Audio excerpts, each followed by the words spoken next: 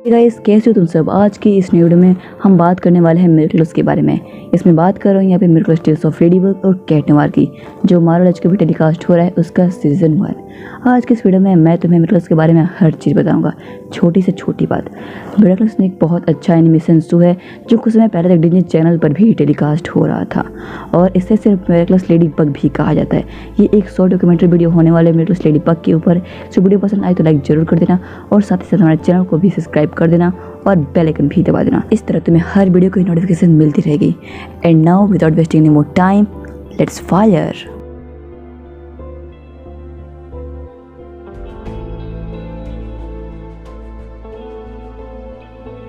Miraculous Ladybug एक French CGI superheroes basic animation show है। ये सीरीज पूरी तरह से पेरिस के दो टीनेजर्स एड्रियन और मेरिनेट पर है, जिनके पास कुछ अनोखी शक्तियाँ होती हैं जिसे वो पेरिस को बचाते हैं। इनके पास मैजिकल ज्वेल्स होते हैं जो इन्हें पावर्स देते हैं, और इस सीरीज में इन ज्वेल्स का नाम है मिराकुलस। मेरिनेट ट्रांसफॉर्म होने के बाद बनती है लेडीबग, और एड्रियन ट्रांसफॉर्म होने के बाद बनता है कैट नवार। इनके पास कॉमी होते हैं जो इन्हें पावर्स देते हैं। मेरिनेट कॉमी का नाम है टिकी, और एड्रियन कॉमी का नाम है ब्लैक। इन दो हीरोज के पास कुछ स्पेशल पावर्स भी होते हैं, जैसे लेडीबग के पास होता है लकी चार्म और कैट नवार के पास कैटाक्लिज्म। इस सीरीज में इन्हें अपनी पहचान को सीक्रेट रखना होता है।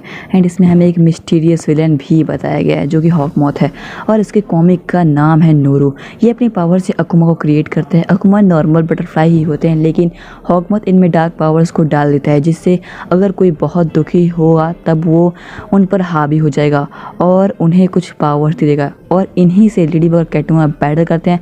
वेल, हॉकमॉथ अकुमा का इस्तेमाल इसलिए करता है कि वो लेडीबग और कैट नवार के मिरेकल्स ले ले, जिससे वो अपने एक विश पूरी कर सके। अब यहाँ एक फन फैक्ट सुनो। अगर तुमने मार्वल की मूवीज देखी है, तुम्हें पता होगा कि रेड स्कल कौन है। तो यहाँ फैक्ट ये है कि हॉकमॉथ का चेहरा एकदम रेड स्कल से मिल खाता है, एकदम इनमें बहुत सारे सिमिलरिटीज है। इनके फेस बहुत ज़्यादा मिलते हैं। Overall miracles super hero action और रोमांस का तगड़ा कॉम्बिनेशन है, जिसका तुम अगर एक एपिसोड भी देख लोगे तो पूरी सीरीज खत्म किए बिना नहीं छोड़ोगे, एकदम मेरी तरह। हमारे अर्थ पर ऑलमोस्ट 200 कंट्रीज है, जिसमें से 120 कंट्री में मिरेकल्स लेडीबग को लोकल लैंग्वेज में डब किया जाता है। तो वह इससे पता चलता है कितना ज़्यादा इंटरेस्टिंग और फेमस कार्टून शो है। The creation story of miracles ladybug. Miracles ladybug का कॉन्सेप्ट एक फ्रेंच एनिमेटर थॉमस एस्ट्रक ने बनाया है। थॉमस एस्ट्रक जापानीज एनिमेशन और कॉमिक्स से हाईली इंस्पायर्ड है, एंड इसी इंस्पिरेशन के कारण उन्होंने खुद का कॉमिक बुक लिखने का सोचा। एक इंटरव्यू के अकॉर्डिंग साल 2005 में जब वो एक विच नाम के शो में एक एनिमेटर के रूप में काम कर रहे थे, तब उनकी मुलाकात एक ऐसी लड़की से हुई थी जिसके टी शर्ट पर एक लेडी बग बनी हुई थी। उसी वक्त उन्हें एक ज़बरदस्त आइडिया आया, और उन्होंने खुद की कॉमिक बुक के लिए एक फर्स्ट मेन कैरेक्टर मेरिनेट का ड्राइंग एक स्टिकी नोटबुक पर रफली बना लिया। और वहाँ तक कि ड्रेस ही नहीं बल्कि हेयर स्टाइल को भी उन्होंने उसी लड़की की तरह कर दिया जिनसे वो विद शो में मिले थे। और क्योंकि उन्होंने बहुत सारी कॉमिक्स पढ़ी हुई थी, इसलिए उन्हें याद था कि लेडीबग पर बेस उन्होंने कोई कॉमिक बुक नहीं देखा था, और इसीलिए उन्हें भरोसा था कि लेडीबग का ये क्रिएशन बहुत मज़ेदार होने वाला है और उसे सभी लोग बहुत ज़्यादा पसंद भी करेंगे, क्योंकि ये सुपर हीरो बहुत हटके होने वाली है। मिस्टर एस्ट्रक का इरादा लेडीबग को एक कॉमिक बुक सीरीज बनाने का ही था जब तक वो जेरेमी जैक से नहीं मिले थे। मिस्टर एस्ट्रक ने अपने कॉन्सेप्ट को तैयार करके जब जेरेमी जैक को दिखाया, तब मिस्टर जैक को उनका प्रोजेक्ट बहुत ज़्यादा पसंद आया था, और उन्होंने मिस्टर एस्ट्रक से कहा था कि वो लेडीबग को एक कॉमिक तक ही सीमित ना रख के एक कार्टून में बदलना चाहते हैं। और मजे की बात तो यह है कि वो उस समय 25 साल के थे, और वो कार्टून इंडस्ट्री से तो बिल्कुल भी नहीं थे, पर फिर भी उन्होंने मिस्टर एस्ट्रक के कॉन्सेप्ट को कार्टून सीरीज बनाने का ठान लिया। जब मिस्टर एस्ट्रक कैट नवार का ड्राइंग बना रहे थे, तब उन्होंने कहा था कि लेडीबग गुड लक को रिप्रेजेंट करती है, और उसीलिए उसके साथ एक पार्टनर के रूप में ब्लैक कैट तो होना ही चाहिए जिसके पास बैड लक पावर हो। और यही सोचकर उन्होंने कैट नवार के कैरेक्टर को बहुत डेवलप किया। स्टार्टिंग में कैट नवार के कैरेक्टर को फेलिक्स का रूप दिया जाने वाला था, लेकिन बाद में इस कैरेक्टर को स्क्रैप्ड कर दिया गया और उसकी जगह एड्रियन को कैट नवार का रोल दिया गया। और ऐसा करने का सजेशन मिस्टर एस्ट्रक को उनकी टीम ने दिया था, क्योंकि उनका मानना था कि फेलिक्स का कैरेक्टर डिज़ाइन बहुत कॉमन है जो हर एनिमेशन शो में यूज़ किया जाता है, और इसलिए उन्होंने इसे स्क्रैप किया। लेकिन तब भी मिरेकल्स लेडीबग के सीजन 3 में हमें फेलिक्स एड्रियन के कज़न के रूप में भी दिखाया गया था। मिस्टर एस्ट्रक ने पूरा कॉन्सेप्ट तैयार कर लिया था, और साल 2010 में जेरेमी जैक ने खुद की एनिमेशन कंपनी बनाई जिसका नाम था जैक्टून। इस कंपनी के साथ अमेजिंग एनिमेशन शो शुरू हो गई थी जिसका नाम obviously Miraculous Tales of Ladybug and Cat Noir था। मिरेकुलस लेडीबग किसी एक ही कंपनी के द्वारा प्रोड्यूस नहीं किया गया है, बल्कि इस सीरीज़ के पीछे बहुत सारे कंट्रीज़ के अलग अलग कंपनी का बहुत बड़ा रोल है। और इसका साफ साफ मतलब है कि मिरेकुलस लेडीबग को बहुत सारी एनिमेशन स्टूडियोज़ द्वारा प्रसारित किया गया है। साल 2005 से 10 तक मिस्टर एस्टर ने लेडीबग के कॉमिक्स बना लिए थे और जब जेरेमी ज़ेग ने उनका कॉन्सेप्ट देखा तो वो उसे कार्टून में देखने के लिए इतने ज़्यादा एक्साइटेड हो गए कि उन्होंने उसके लिए बहुत सारी एनिमेशन कंपनी को अप्रोच करना शुरू कर दिया। टॉय एनिमेशन, TF1 और डिज्नी जैसी कई कंपनी को उन्होंने लेडीबग का कॉन्सेप्ट दिखाया और बहुत सारी एनिमेशन को प्रोड्यूस करने वाली टॉय एनिमेशन ने मिरेकुलस लेडीबग का पहला पायलट प्रोड्यूस करने का काम किया और ये पायलट 2 मिनट का था जिसे फ्रांस और साउथ कोरिया के टेलीविज़न पर दिखाया गया ताकि उन्हें ऑडियंस का फीडबैक मिल सके और इसके बाद उन्हें बहुत ज़्यादा अच्छा फीडबैक मिला।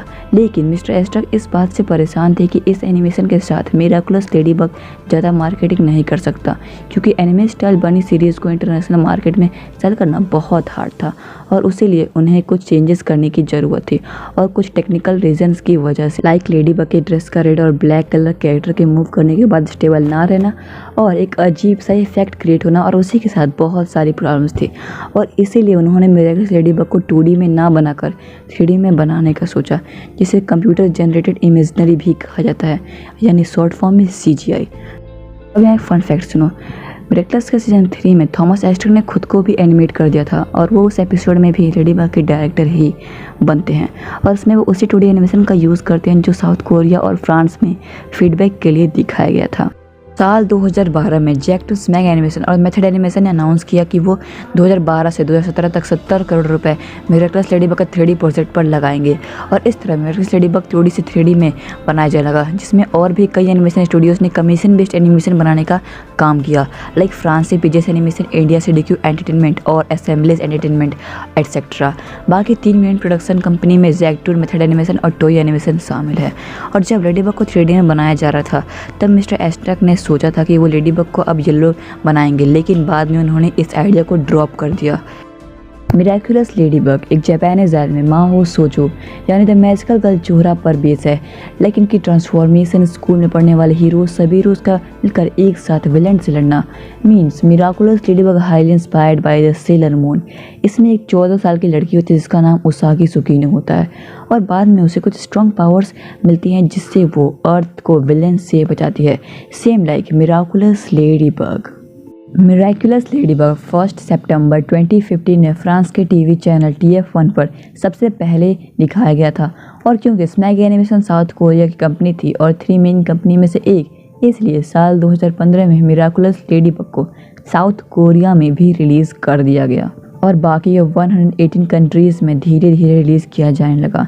इंडिया में मिरेकुलस लेडीबग मई 2019 में उसका फर्स्ट सीज़न आया था डिज्नी चैनल पर और इसी तरह दिसंबर 2020 में इसका सेकेंड सीज़न आया और अप्रैल 2021 में इसका थर्ड सीज़न आ रहा था।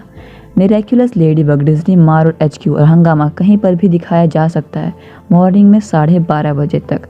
मिरेकुलस लेडीबग के कुछ हिंदी डबिंग आर्टिस्ट इस प्रकार हैं। मैरिनेट की वॉइस है रेनू शारदा, एजेंट के वॉइस है ईश ठाकर और क्लोई की वॉइस है साइनी प्रकाश। अभी तक मिरेकुलस के 3 सीज़न पूरी तरीके से बन चुके हैं जिनमें 26 एपिसोड्स हैं और अप्रैल 2021 से इसका 4th सीज़न भी स्टार्ट हो चुका है फ्रांस में और कुछ समय बाद हमें ये इंडिया में भी दिखाया जाएगा क्योंकि मिरेकुलस लेडीबग के सीज़न 4 का हिंदी डब भी अब स्टार्ट हो चुका है और हो सकता है नवंबर या फिर दिसंबर तक हमें इसका 4th सीज़न भी दिखाया जाए। और मिस्टर एस्टर ने क्लियर कर दिया है कि मिरेकुलस लेडीबग के सीज़न 5, सीज़न 6 और सीज़न 7 भी कंफर्म आएंगे, 100% कंफर्म है। तो बहुत मज़ा आने वाला है। फ्यूचर में हमें बहुत सारे सीजन्स दिखाए जाएंगे जिसमें बहुत सारे नए नए विलन्स होंगे। अब आई होप कि तुम सभी को ये वीडियो बहुत ज़्यादा पसंद आई होगी। आज हमने शॉर्ट डॉक्यूमेंट्री वीडियो बनाई है मिरेकुलस लेडीबग के ऊपर। हमने आपको हर चीज़ बताई है, छोटी से छोटी बात। इसलिए वीडियो पसंद आई हो तो लाइक ज़रूर करना, साथ ही साथ हमारे चैनल को तो ज़रूर सब्सक्राइब कर देना और बेल आइकन भी दबा देना। तब तक के लिए do whatever you want to do. Good bye.